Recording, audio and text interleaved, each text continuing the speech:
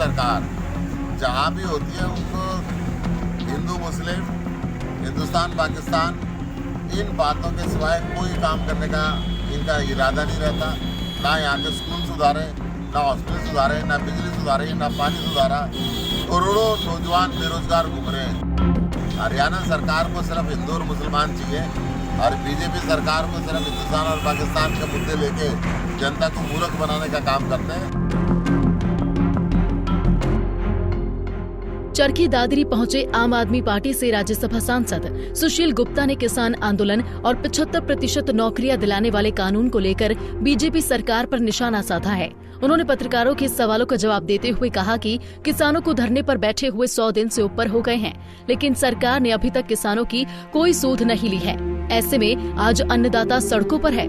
सरकार को किसानों की बात मान लेनी चाहिए। 100 दिन से ऊपर किसान आंदोलन हो गए हैं, 300 से ऊपर शहादत हो चुकी है। हरियाणा सरकार और केंद्र सरकार आंख बंद करके बैठी हुई है। किसानों के साथ आतंकवादियों जैसा व्यवहार इन्होंने किया। खुद इनके विधायकों ने पत्थर बरसाने का काम किया और पहली बार आज़ादी से लेकर अब तक सड़क के ऊपर बालूनुमा कीलें गाड़ दी गई। दिल्ली के जाने के रास्ते आम पब्लिक के लिए भी दिल्ली पुलिस ने और हरियाणा पुलिस ने मिल के महीनों से बंद कर रखे हैं, जहाँ पे ताकि लोगों को परेशानी बढ़े। सरकार की नीयत रही कि 26 जनवरी को जो ड्रामेबाजी सरकार द्वारा कराई गई, किसानों के ऊपर राजद्रोह के केस बनाए गए, इनके विधायकों द्वारा किसानों के ऊपर पत्थर बरसाए गए, परंतु जितनी भी सरकार ने ये अनैतिक काम किए हैं उससे आंदोलन को और ताकत मिली है। आंदोलन में शांति का एक हथियार है, जो इतना लंबा आंदोलन ये चल रहा है। मुझे ऐसा लगता है कि देश के अन्नदाता की बात सरकार को माननी पड़ेगी। तीनों काले कानून वापस लेने पड़ेंगे और MSP का राइटिंग के कानून लाना पड़ेगा। 8 तारीख से संसद शुरू हो रही है। संसद के पिछले सत्र में भी हमने जोर से आवाज़ उठाई थी और इस सत्र के अंदर भी किसानों की आवाज़ संसद के अंदर गूंजेगी और सरकार को वहाँ पे झुकना।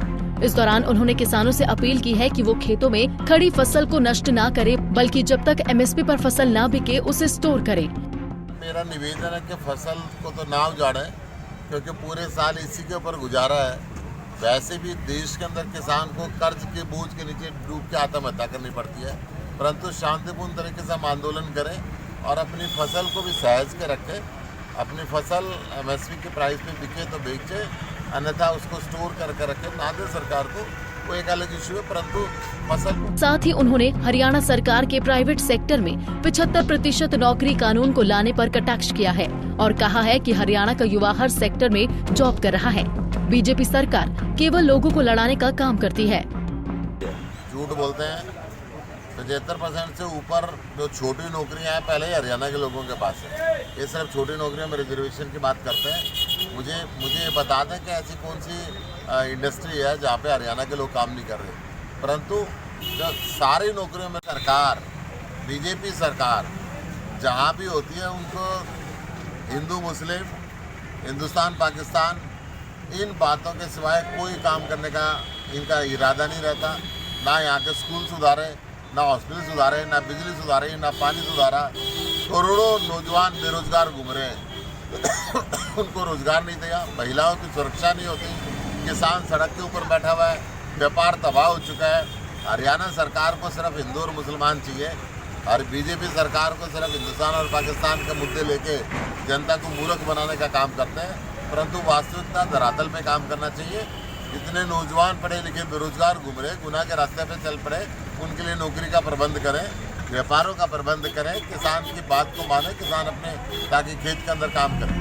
राज्यसभा सांसद सुशील गुप्ता ने सरकार पर हल्ला बोलते हुए कहा है कि आज किसान सड़कों पर बैठा है, महिलाओं के लिए सुरक्षा के इंतजाम नहीं, व्यापारियों से लूट हो रही है और साथ ही शिक्षा की बदहाली पर भी बीजेपी सरकार पर निशाना साधा। चरखी दादरी से नरेंद्र कुमार, पंजाब केसरी टीवी।